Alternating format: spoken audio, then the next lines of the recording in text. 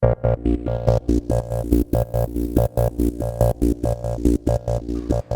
everybody, welcome back to another mini update for May 23rd, 2021.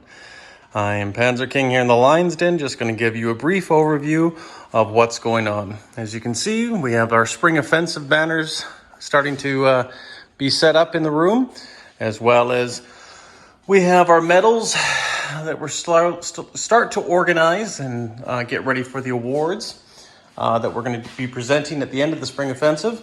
Here's one particular award here. This will be for the most distinguished general award, or the MVP, so on and so forth, but just trying to figure that out right now. Over here, you can see I have now devised my own communist Chinese organizer, because I realized the communists, after the recent game of Winter Solace, how crazy that game can be for the communist Chinese and how big they can grow. So slowly starting to build up units in here, and I'm just using a red color to represent them, which I think would be suitable.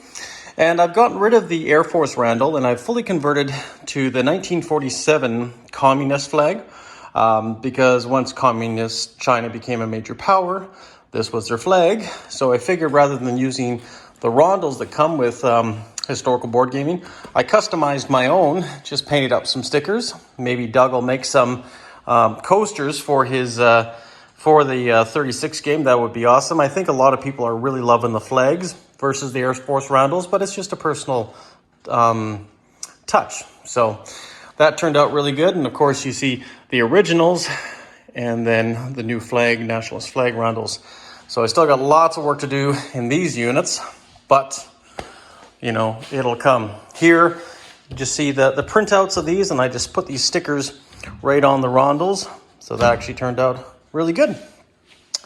And then we'll go over here to the Midway game. Just getting some more stuff set up, and I got a few surprises here for you guys as well. So with the game, you get various markers. I decided to use the Litco markers that you can also get at Historical Board Gaming. Just a three-dimensional look to represent the squall that's in the game. And over here, we have the Litgo markers again, just to represent the bombing of the carriers that were done by the American airmen. And of course, you know, a few misses here with some splashes here, just for some cinematic effect.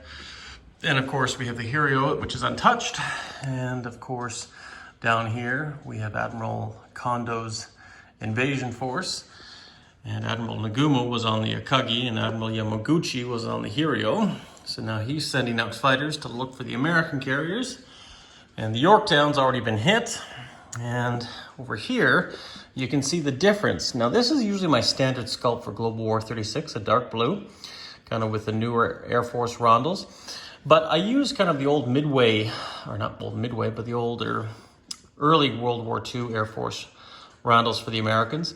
Some had the red dot in the center, some didn't. But as you can see, I used the torpedo bombers as yellow just to differentiate them, because they'll obviously be carrying torpedoes, and I use them to color match that. And rather than, because these are both Dauntless dive bombers, rather than painting this particular one yellow, I painted it red to match the bombs that it'll be carrying, just to match the decals. And I think it actually looks quite nice. And like I say, you can look really closely there, see the detail. You know, sometimes less is more, and I didn't want to complicate it with too much. I wanted it still to be very universal, so when you're looking far away, you know what it is. And then of course the F4 Wildcat.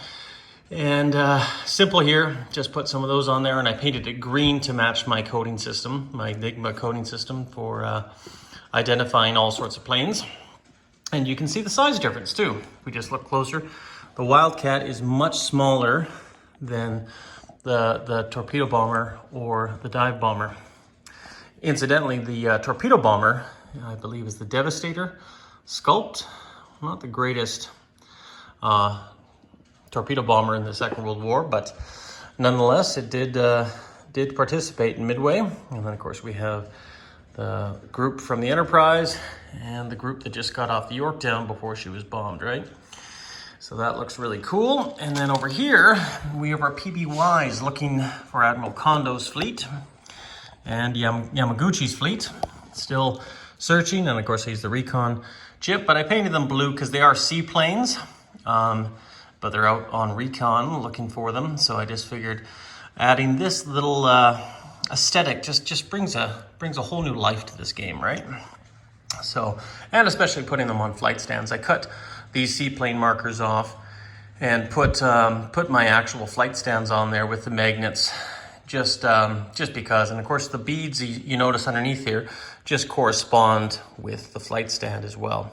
And consequently, you could also, if there's a load or amount of units, rather than using chips in this game, you can also put in various beads. So you can stack 3 or 4 beads here to represent 3 or 4 planes, if you're limited to a size of a sea zone, right? Now you can do that with the Field Marshal flight stands that you can get at Historical Board Gaming, or these war-torn ones that sadly still aren't being made yet just because Ontario is being shut down. So that'll have to be a little bit longer of a wait, that's for sure. But yeah, hopefully you guys enjoyed that. I'm really going to be excited once this game is all finished, or not the game, the units I have, and I'm going to dive right in.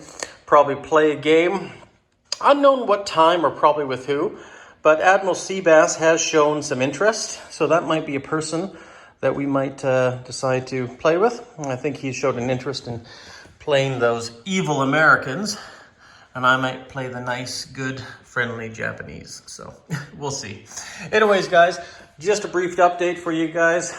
Panzer King in the Lion's Den, signing out. You guys all stay classy, everyone.